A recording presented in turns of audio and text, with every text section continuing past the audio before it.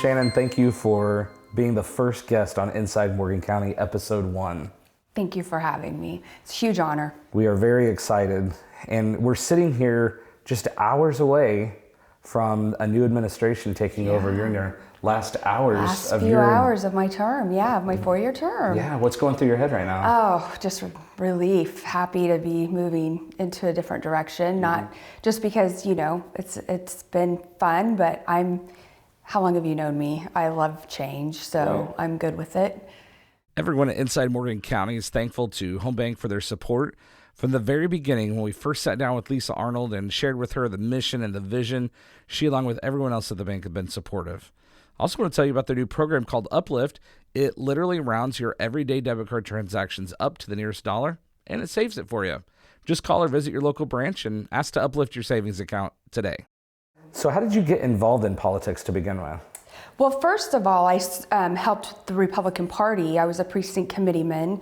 Then later, I was just really involved with the party, helping people get elected, and I was always involved in the community. So when I became a precinct committeeman, I just, that's how I started getting more involved, and that's how I got into politics. So why mayor? How did that all come about? Well, as you know, I served 4 years on the city council almost, and I just felt like we needed to go in a different direction. It wasn't anything bad. I just felt like we needed change.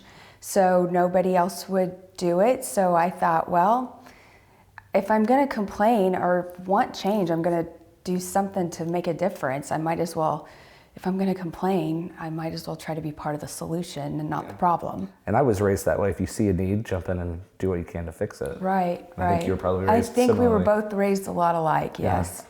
So once you decide to run for mayor, then you have to figure out campaigning. Yes. And so talk about what lessons you learned from campaigning and just some of your memories of that. Well, campaigning is a lot of work. And I think every campaign is probably different. Mine was different because I ran against a pretty popular incumbent mayor who I knew was going to be hard to beat. He was well liked, and I liked him. So it wasn't anything like that. But it was a lot of work. It was a lot of sleepless nights. It was a lot of, campaigns they can be ugly. I was disappointed a lot with some things I saw with the campaign. And I did learn that people tell you they vote for you, but they don't always do that. Oh, that's interesting. I know. People will say they're going to vote for you. It doesn't mean they are. So. Okay. And you can't run for any office, I don't think, and not put the effort into it. Knocking on the doors. You had a great grassroots team behind you, didn't you? I did. I had a pretty strong team behind me. I hired a really good campaign consultant who was recommended by a really good friend of mine. And we all worked really hard and a lot of weekends, Saturdays, nights. I hit they give you a list of people that are voters. I just knocked on every door. I didn't even look at the list. So we hit every door in Martinsville. Wow. And then I hit it again in the general. Wow. So I hit it in the primary and then I hit them in the general also. It's a lot of walking. Yeah, I wore out a pair of shoes and I lost a lot of weight. The one thing I was looking forward to if I was going to run again was the campaign, because I remember I had lost so much weight during that because, you put on weight when you're in office. Sure. So, a lot of meetings, you're invited to a lot of dinners and banquets. Terrible diet habits because you got to eat when you can, a lot of dinners. Just a lot of, it's a lot of bad eating habits. So when you were running for mayor, it was the same time that Hillary Clinton was running for president.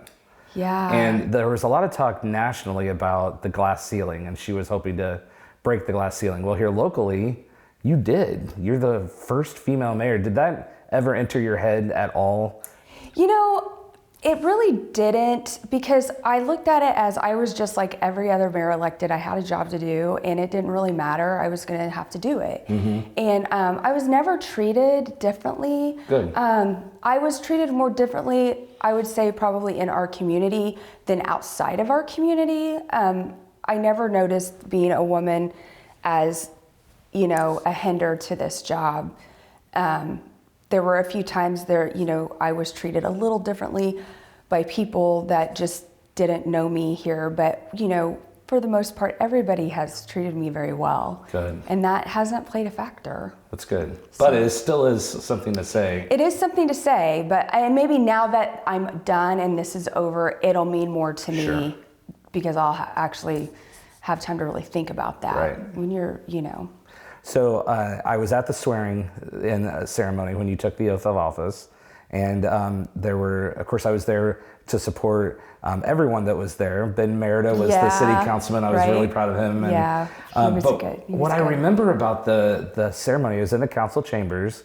And if I'm not mistaken, it was the biggest turnout ever. Yes, for a swearing-in ceremony. It was. It was packed. I mean, people were worried that there were too many people in the building. People were standing everywhere, and you know how big that room is. Even the upstairs was completely full. It was. I just couldn't believe how many people were there. So, do you remember what was going through your head that day, or is it kind of like when you get married, it's all just a blur? I remember that we got the keys the night before and we went in early and started cleaning the office and getting things ready because I think our swearing in was like at 4. Do you remember? It was in the afternoon. Yeah, I think, so we had some hours to get some stuff done. So I had been working. So I think we were just all so tired and, you know, amped up and excited. It was kind of a blur, but not, I mean, I do remember all the people and just thinking, oh my word, I cannot believe this. You know, there was a lot of people there. There really was a lot of fun. It was fun. It was a good day. A lot of energy. A lot of energy, positive energy, and a lot of momentum, which never really let up the whole time I was in office, probably until the last year. Okay. Yeah. So then the next day, it's your first. Was that whenever your first official day was to sit down in the chair? You're there at 8:00. You sit there. You're the mayor. Do you remember what thoughts went through your head? It was like drinking out of a fire hose because everybody wants to come in and see you. Everybody wants you to do this because they've been trying to get this fixed for years, or they want to meet with you because, you know, before you kind of learn as mayor who you need to meet with and who you don't need to meet with because your time is so limited. So, you know, when you're first in office, you have everybody wanting to meet you. So I just remember it was a lot of meetings every single day, every hour. And just, I remember telling my assistant, please don't schedule any more meetings. Wow. Yeah, because I said I can't get anything done. And we had to figure out a way to kind of learn how to balance that. Absolutely. So. I remember when you were campaigning, a really big thing that you did was you had a 100-day plan. I did, yes. And then so you're sitting there and you know now it's time to start working on that 100-day plan. So I want to ask, what are you most proud of accomplishing during those first 100 days? I think the fact that we started immediately cleaning up the city. That was one of the things that I feel like we really accomplished.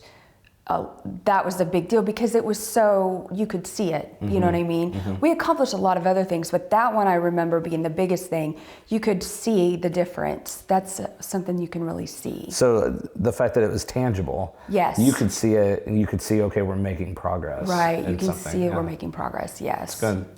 So what did you learn about leadership the last 4 years? That it's not easy at all. It's not what everybody thinks it is. I think everybody thinks that you're going to go in and everybody's going to do what you say and you're just going to be running the show. And that's not at all how a good leader does anyway. But it's a lot of work. You have to have thick skin in this game. My next question was going to be, how did you change as a leader? So that would maybe be number one. You grew thick skin, or did you already have thick skin when you went in? No, I didn't have thick skin. I actually remember when I first said I was going to run. One of my good friends, Jane Craney, said, "But Shannon, you wear your heart on your sleeve. I don't know if you're going to be able to do it." I remember her saying that to me, and I just remember saying, "Nope, I'll be all right." I had no idea, but was always like, "You have to have skin like a rhinoceros." And boy, she was really right, you know. Wow. Yeah, I just had no idea. So I didn't have thick skin. My feelings did get hurt a lot, but then I realized it doesn't matter, and I got thicker skin. You know what I mean? Would Jade Craney, who's obviously a retired judge now, would you say that she's someone that's had a tremendous impact on you as a leader? Absolutely, or someone else? Yeah. I've respected her greatly for many years, and she was always one that was no nonsense.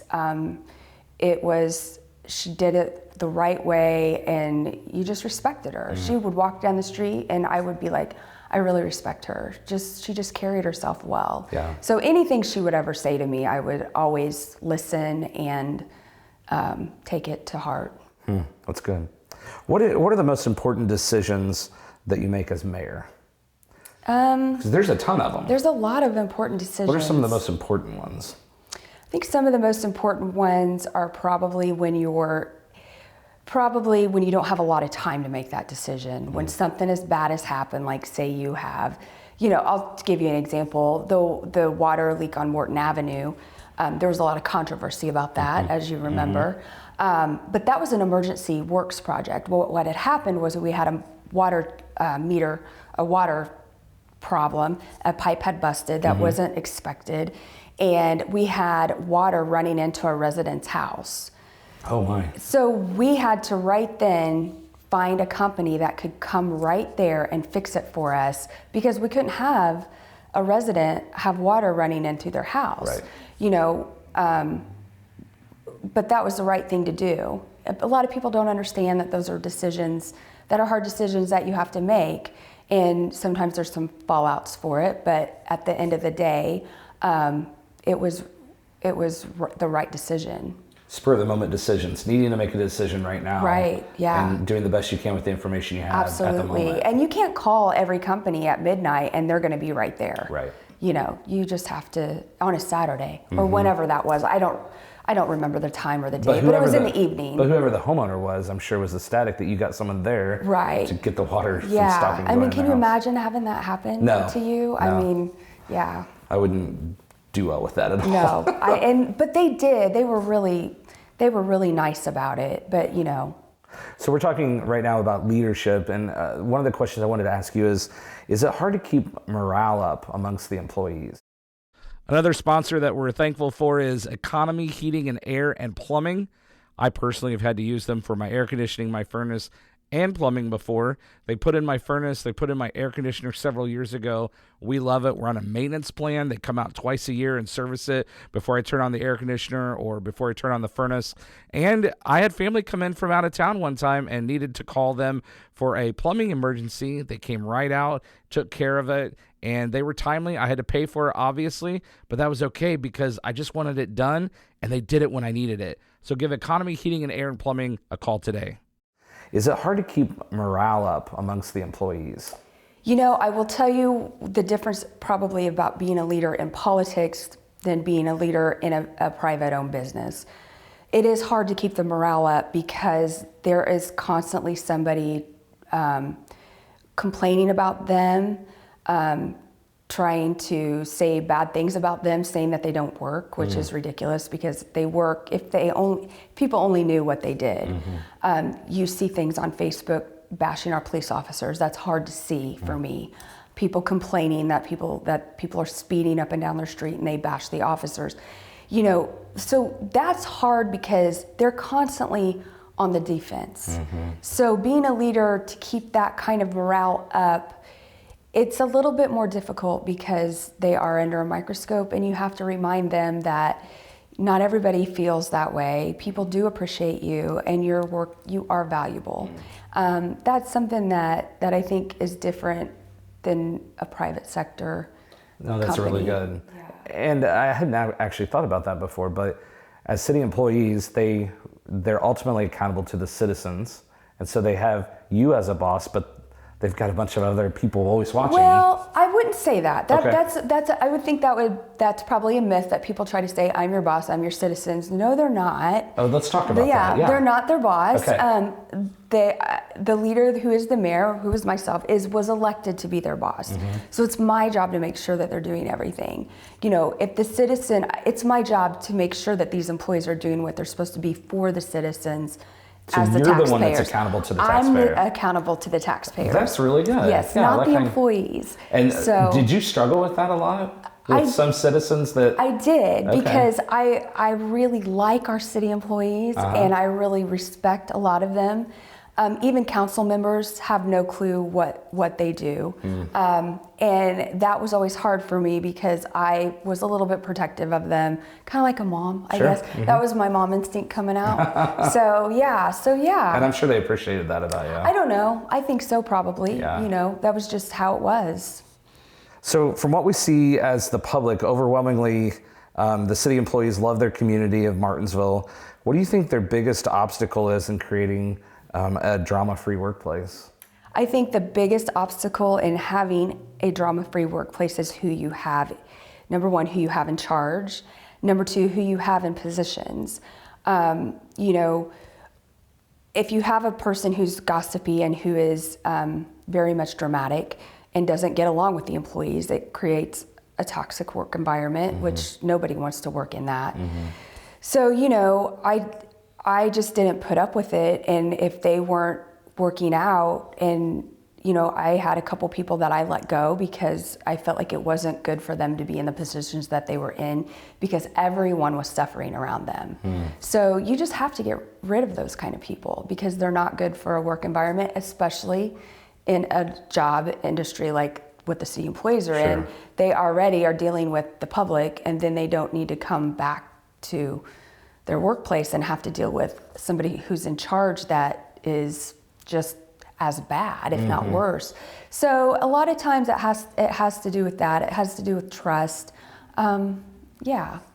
So as mayor, what's the most important to the city, mission or vision? I think they're both important in different aspects. Okay. I think vision, you have to be able to see the big picture. It's not a fishbowl. We kind of live in a fishbowl in this community. You have to be able to step back and see what the potential was. And I think my real estate background helped with that. So that's the vision. The mission is important because you have to have a goal and something that you're going to do, and you have to have something that drives you to complete that vision. So I think they're both important. That's good. Are there any missions that you had that you weren't able to complete before the end of the term? You know, I would have to say the only thing we didn't complete, but we started, and it's pretty much in the middle, would be the water well fields, you know, the improvement of those. But that was something we worked on for 4 years. It's not just an overnight thing that you do, but you know, we're on the track now to get that done. You know, we've started everything. We've got the bonds rolling. We've got, you know, approval from the IURC. The studies are all done. Everything's done. The new mayor just has to finish getting it done. You know, but the hard part is really over. And so you're just handing the baton off to the new administration to complete that. Yes, right, yes. Did you set aside specific times to cast vision to your department heads? You know, I remember the first year being a little bit more involved with the department heads because we were all trying to find our way. But once you get somebody in there who is a good director of public works like Craig DeMont, you kind of pass that burden on to him. Okay. And he was really good about that.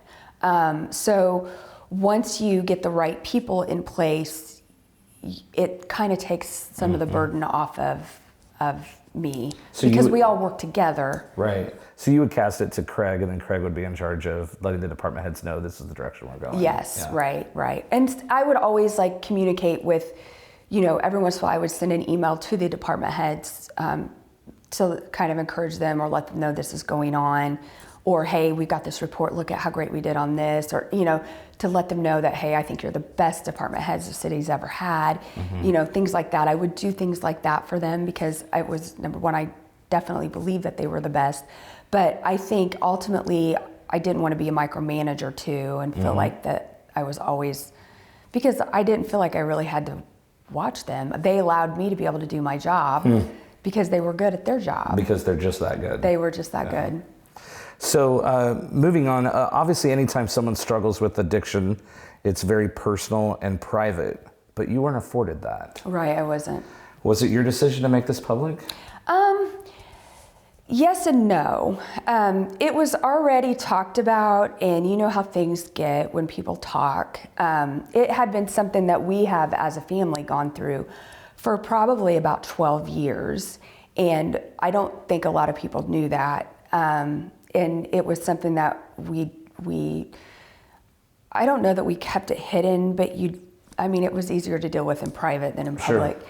You know, when we came out, when we decided to talk about it, the reason that we did was we wanted the people to hear the whole story, the true story, you know, and we also wanted people to realize that, hey, this kind of stuff, no one is exempt from going through this. I mean, I was a very good hands-on mom, and I was a stay-at-home mom, and I raised them to be good kids. But, you know,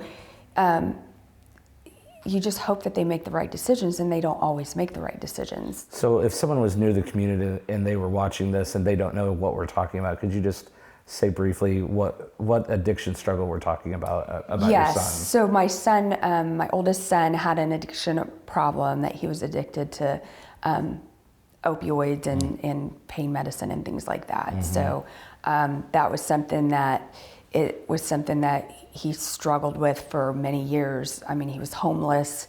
You know, we had to do tough love and tell him he couldn't live here. That was really hard. I knew he was living sometimes in a car, not even in a car. Sometimes I didn't know where he was. You know, that was really difficult. Sure.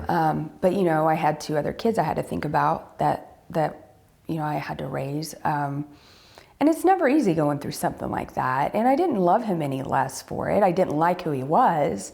But you know, I think I wanted people to understand that, you know, it's because when you're a parent, you're going through it, you really feel like everyone knows, but really no one does. But you go to Walmart and you feel like everybody's looking at you and they know that you're the parent of an addiction kid.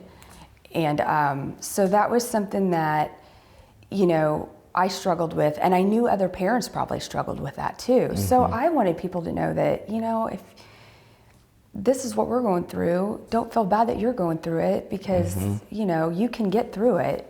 And I think going public, honestly, helped many people, but I also think it helped my son. I think, you know, that was when he saw that and probably realized the struggle that we had gone through as a family and how hard it was and how much we loved him. I think that was something that he finally saw, because he's doing great now. It's like a night and day difference. Wow, that's great. First time last year, this was the first Christmas that we spent with him. Wow. It was this last Christmas. That's great. Yeah, and I have a family photo of all 3 of my kids. First time I've had them all 3 together, probably in 6 or 7 years. Wow. To get a picture, you know, so. Real quick, we need to thank another sponsor of Inside Morgan County. It's Foley, Peden, and Wisco, specifically Jim Wisco, who's the attorney for Inside Morgan County. He is incredibly easy to work with, very knowledgeable, does great work, and we just really enjoy working with him. So if you have any questions, they have free consultations available. Just give Jim Wisco at Foley, Peden, Wisco a call today. So the end result of that being made public, you and Bryan doing the interview, it's all worked out in the end. Yeah, it did. It really did. I think sometimes you go through fires to get through to good things, and you wonder why you're going through it. But my mission was mostly, I wanted people to understand that it's, you know, you have somebody, and I had people reach out to me and talk to me about it. I was happy to talk to people about it. Yeah. You know, and help them understand that it can be better. It can be better. Never give up hope. That's good. Yeah. And it can happen to anybody. Anyone. So do you think your son's addiction to drugs was a result of the rampant drug use in Martinsville? I do not. Okay. He was injured when he was in the military, and I think that he then got addicted to pain medicine. Okay. So we all agree that the police here in Martinsville are the best of the best. I think they are. There are some naysayers out there that complain. Chris, you're used to complaining about the rampant drug use in the community. This isn't because of a lack of performance on the police. So what do you think it is? I think the police, a lot of times their hands are tied and the public doesn't understand that. I think what the public needs to understand is, you know, the laws that our police have to follow are getting more and more lax to kind of protect the the offender, probably. Like, you can call City Hall and say, hey, I see a guy walking down the street that's obviously tweaking. There's not anything they can do about it. They can't go arrest him. People will call and say, well, I saw a drug deal on my corner.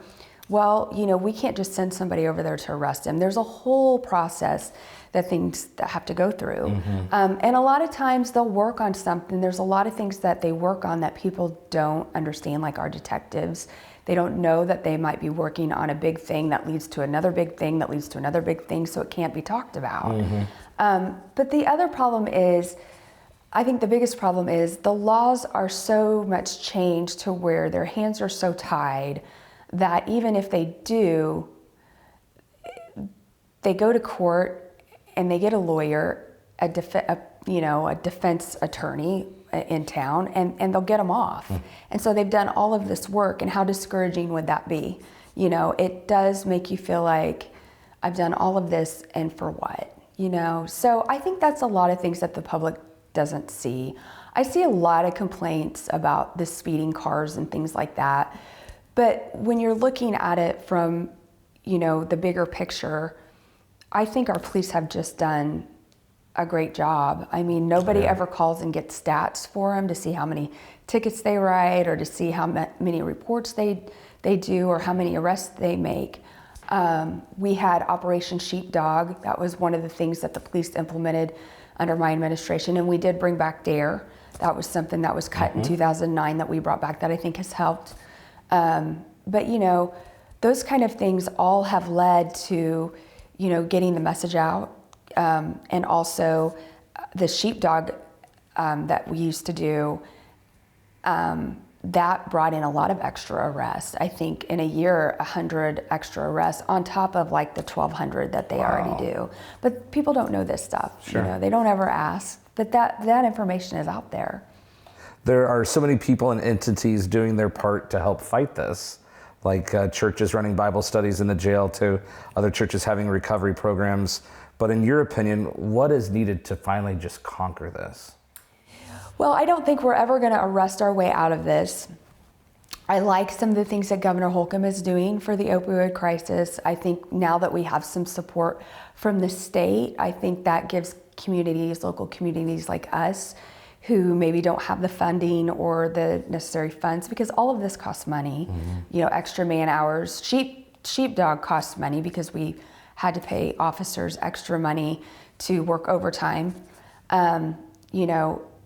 All of these programs cost money. And now that the state is being a little bit more involved, I think that gives us some hope that maybe there's going to be some things done. So that's encouraging. The church is stepping in, of course, also helps. But just having that support from the state I think is important. It's everyone doing their part to fulfill the need that they can. Yes, I agree. Oh, that's good. So then we move to another tragedy, really, that you had in your life, and that's cancer. I want to thank Jackson Enterprises LLC for being a supporter of Inside Morgan County. They have 4 companies under one roof. So Jackson Pro Clean, they'll clean your house before or after you move, or clean the house that you're moving to. And Jackson at Keller Williams, she'll list your house and sell you a house. Jackson Junk will come either clean the junk out of the house you're moving out of to get it ready to sell, or clean the junk out of the house that you're buying. And then Bryan at Indiana Farm Bureau Insurance, he'll insure it. So one stop, 4 options. Check them out. Jackson Junk, Indiana Farm Bureau Insurance, Bryan Jackson, and Jackson at Keller Williams or jacksonproclean.com. Did you know something was wrong, or was this a result of a regular exam? And if it was, maybe that would be encouraging to some folks watching, that you need to be examined yearly. Right. So it was a regular exam, but what had happened before that was I was officially diagnosed in February, but I had been sick, and I had been going to the doctor starting in about August of 2019, and I said there's definitely something wrong with me. I'm so tired, I don't feel well. I was gaining weight. I couldn't sleep, but I'd be so tired, and I never felt like I got enough rest. And I remember him saying at the end, we had done all of this, and finally in like November, he was like, well, it's just got to be your job because you are under a lot of stress and you have a stressful job. And I just thought, well, that's got to be what it is then. But I remember thinking, well, I'll just have to get over it, you know what I mean? And I thought, so, you know, I made the decision to go have a mammogram done because I do that. And I had missed the year before. And I just didn't even expect that that's what it would be. But that's when they came back and said, you know, well, they called me and said, you have to come back in because your mammogram came back not good. And I was like, well, what do you mean? And they're like, well, came back as incomplete, which is, you know, they're like, so you have to have another one. And I'm like, okay, well, I'm really busy. So, you know, and I was getting ready to leave to go to a meeting in Indianapolis when I got the phone call, and I was already running late because if you know me, I'm always running late. I've tried to get a million things done. And I just remember calling my doctor back, and I knew them well enough that I could ask. And I just said, okay, can you just tell me like what this means? Because I've never had that, had a phone call like that. And she's like, well, just let me just read the report to you. And then when she read the report, I was like, this is just not good because it was very detailed in what they had found. And I thought, well, you know, and that was kind of the beginning of everything. And just, it was just a horrible, horrible time.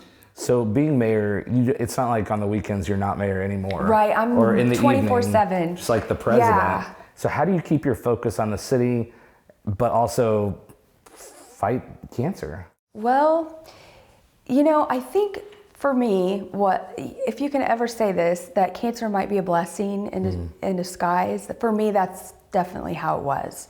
Because, you know, I had felt really bad because I had made the decision not to run.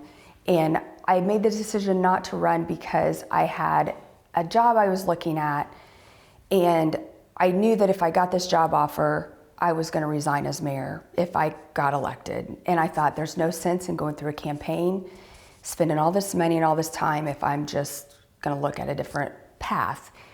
And then when I got cancer, I was like, well, forget that, you know, because I don't know what's going to happen. So I remember saying to Bryan, well, I'm just going to forget everything and just focus on this. And, you know, but what I think cancer did for me was made me realize that this community is just so supportive. And I didn't know the support I had, because sometimes when you run for your second campaign, that's when you find out your support. That's when you can tell your story about what all you've done, what all the things that you've accomplished for the city. I never really got to do that. So, you know, I felt like I was constantly getting beat up on social media, which I hate, by the way. But when I got cancer, I started getting all of these letters, all of these cards, all of these messages, text messages from people I didn't know. And I just thought I had to go buy a tote because I had so many letters and cards. Wow. And I just thought, I realized that I was loved. Yeah. You know what I mean? I didn't feel that because, you know, when you're a leader and you're trying to defend your city employees all the time, you're trying to defend the fact that you had a water leak and you had to go make a decision for a resident because you didn't want water coming through their home, but yet you get raked over the coals for it and you don't feel like you have support from, you know, certain people on your council. That is something that you fight with every day. And then when you have something like this and you really see, oh my gosh, people do really love me and they really do care about me, that was the blessing that I think cancer was. When I made my decision and I decided to go public with it, I knew at the state of the city that I had cancer. I had lived with that secret for a few weeks. And I remember telling people that I just needed to get through the state of the city. And I remember telling a few of my department heads that I just needed to get through the state of the city. And I just needed them to just not say anything. And they were really good about it. And I remember when I had to tell the police department that I wasn't going to run. Just the reaction of that. So I think cancer is really a blessing for some people. As hard as that is to say, you know, I think it made me a stronger person. It made me love the employees even more than I already did. It made me love my community. It made me realize that family is what's important. And, you know, I just felt like that was, I mean, if you can really say that there is something good that comes out of it. I mean, I did come out of it pretty well. I mean, I beat it, and I mean, I had to have a couple surgeries. Yeah, it wasn't the best, but you know, I had a living room full of flowers that I didn't even have any room to put anymore. Wow. So it was really good. We do want to take just a second and thank another one of our sponsors for this episode of Inside Morgan County. It's IU Health Morgan, their cancer center. That's actually where former Mayor Shannon Kohl discovered the cancer that she had, was right there on the campus in Martinsville. Their approach to cancer care is to have everyone under one roof, the physicians, the pharmacists, the nurses, the dietitians, social workers. It's actually known around the country. It's respected. It's really awesome. So thank you to IU Health Morgan and especially the Cancer Center for your support of Inside Morgan County. So we've talked about how that how it affected you with the city. Did it draw you and Bryan, your husband, closer together? I would say Bryan probably deserves like a medal for what he's had to go through over the last 4 years. Yeah, because I couldn't do anything. I mean, I had a major surgery, and then not even 4 months later, I had another major surgery. So I had to, like, I couldn't lift anything. I couldn't drive anywhere. I had to work from home. And then, you know, he had to take me to my doctor appointments, or, you know, so yeah, I mean, life for him has not been very good for the last few years. So, yeah. He's a good guy. He's a pretty good guy, yeah.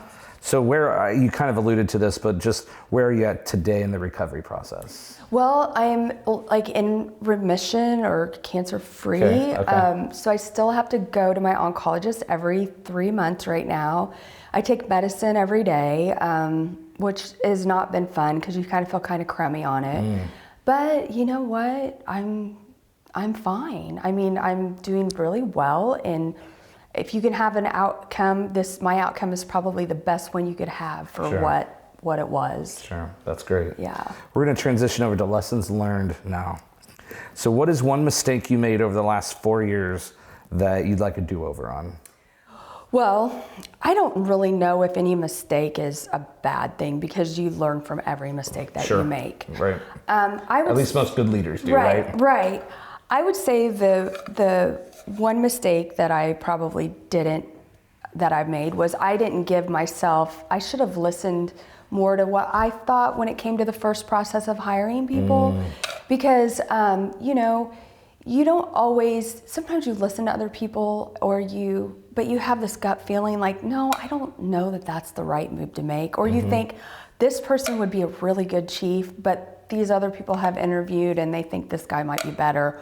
Or this person might be a really good assistant. She has all the, you know, the qualifications, but she might not be a good fit. So there's a lot of times that I wish I would have listened to myself more and just done what I wanted to do, or hired who I wanted to hire, or listened to myself more. It's really good. Yeah. That'll help you in your next job as Definitely will. To go with your gut. Yeah, go more with my gut, yeah. So how have you grown as a person over the last 4 years? Oh my gosh.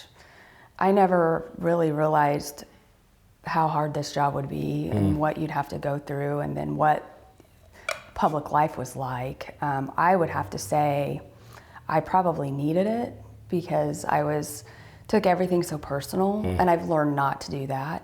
I don't really care what people say anymore. I could care less, you know.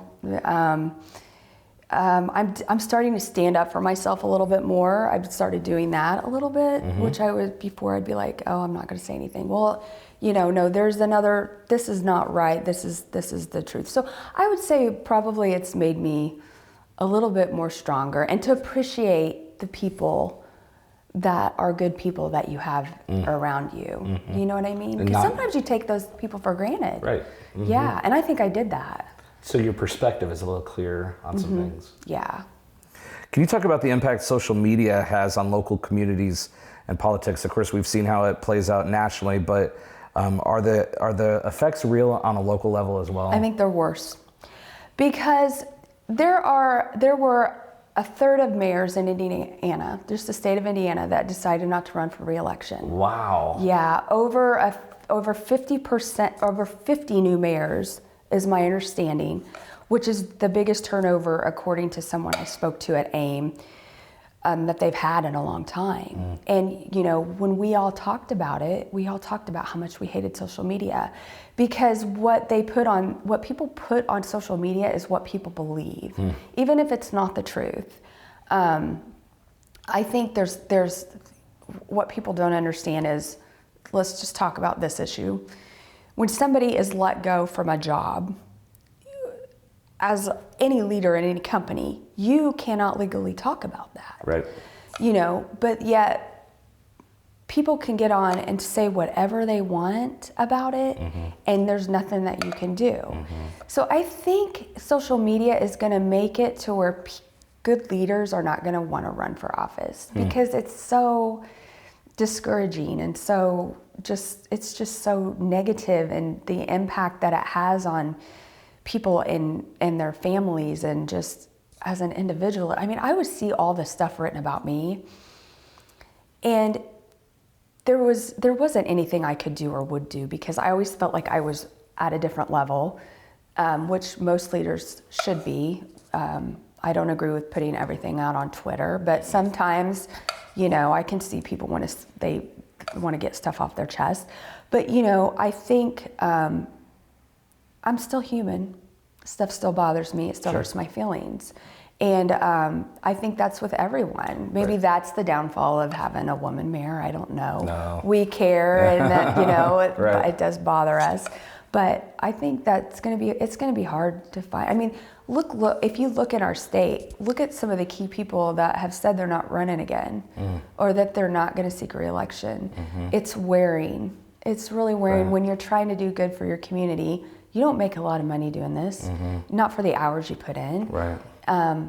And, you know, when we can go in the private sector and make twice what we're making, and not have to put up with this, I mean, you do the math. Right, it's really you good. know?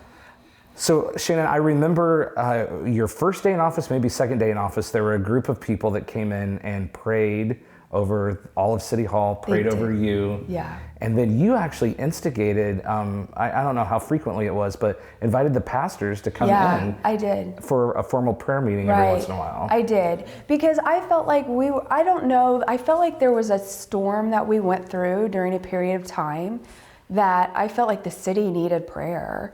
And, you know, the great thing about the preachers in the clergy in this community is they all come together, no matter what religion that they are. They come together. And, you know, Pastor Zempel was great. He organized that. Okay. He and I had talked about it before. And I always said I wanted to have like a prayer meeting. But, you know, they would come in every Tuesday at noon and pray for City Hall. And I also had a couple of friends, Mike Ellis and Jeff Young, who would meet me in the mornings at City Hall, and we would pray in my office. So that was something that I felt like really made a difference, because, you know, when you have people praying for your city, it just shows that they care, but also it was important to me that I'm a person of faith. I'm not a huge religious person, but, you know, we were both how we were both raised.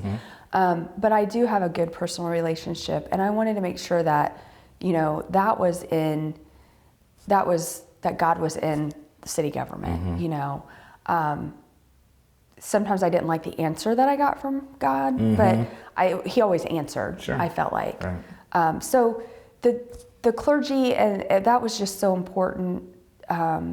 For them to come in and do. I appreciated that more than anything, I think. I mean, that was their own time that they came in and did that. That was just, they gave up their time to do that. So. The future Earlier this month, HWC announced they have hired you as Business Development Manager. So first, what is HWC and what do they do? They are an engineering firm downtown Indianapolis. They have an office in Terre Haute, Muncie, New Albany, Lafayette.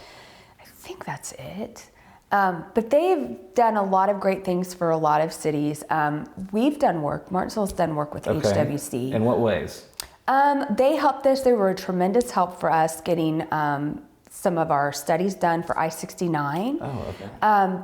Right when I came into office, we hired that firm to do an economic impact study, which showed the economic development, why we needed key interchanges because of what kind of tax dollars, that area would bring in if it was to be developed. Okay. It was really good, but I instantly loved working with them. And of course, Troy Swan was our city engineer for a while. We contracted with them and had him as our city engineer. So, we all had a good working relationship together. So they've done a lot for our city, but they've done a lot for the county. They've done a lot for a lot of cities. They're one of the top firms to work for. They have a good working team, and it's just, so I will be able to go to other community leaders, like my mayor friends, like Mayor Myers and Mayor Barton and Mayor Barnett, and I will get to help them do the things that we've done in our community. I will still be a part of that. I'll still probably get to work with NDOT because I really enjoy working with NDOT. Those kind of relationships that I have will be key to this new job that I have. Okay. So I will still get to be, I know this sounds crazy, but one of the best things about being mayor was to see the changes in the community. And that was what I was going to miss the most, probably. That and the city employees. But being able to do this, I'm still going to be able to make a difference and to help and be a part of watching other communities grow, not just our community, but others. So I'm looking forward to that. And you're still going to be involved in the community here in Martinsville as well, right? Yes, I'm probably going to take a break for a little bit just because I need the downtime, Sure. but I'm still going to be around. We'll see you around. Yeah, you'll still see me around, sadly. So you can't get rid of me that fast, Shannon. If outgoing Mayor Kohl could give incoming Mayor Kohl advice 4 years ago, what would it be? Oh gosh, there'd be so much. I would say don't sweat the small stuff. Okay. That would be it. And just enjoy the ride. It kind of goes back to what you were saying about perspective. Yeah. Just keep the perspective. Keep the perspective, yeah. So it's been in the paper that you and Kenny Costin have had meetings as you pass the torch on to him. It makes me think of, on the national level, they talk about the peaceful transfer of power. Right, yeah. So what is your best piece of advice that you could give him here on Inside Morgan County that you haven't already given him? We're also thankful for HWC Engineering. As you saw previously in the episode, that's where Mayor Kohl works now. So we're thankful to them for employing one of our community members. But they're also really involved within the city in several different aspects and projects. So we're thankful to them for not only supporting Inside Morgan County, but also supporting Martinsville and helping us take our community another step further. So thanks, HWC Engineering. Well, I would just say that, don't forget who you are and don't forget that the people put you here. Really good. Yeah. I mean, really good. It's an honor to be in that position. Don't take it for granted. My last question for you, what do you want to say to the city of Martinsville on this, your last few hours as their mayor? I have loved being their mayor, and I'm so appreciative that they've given me the opportunity. And I hope that I haven't disappointed, and I hope that, the people that did vote for me are happy that they voted for me after this, and that I didn't let them down. Shannon, I really appreciate this. I want to say it one more time, Mayor Kohl, thank you for being a guest on Inside No Morgan County. problem. Thank you for having me. It's been fun.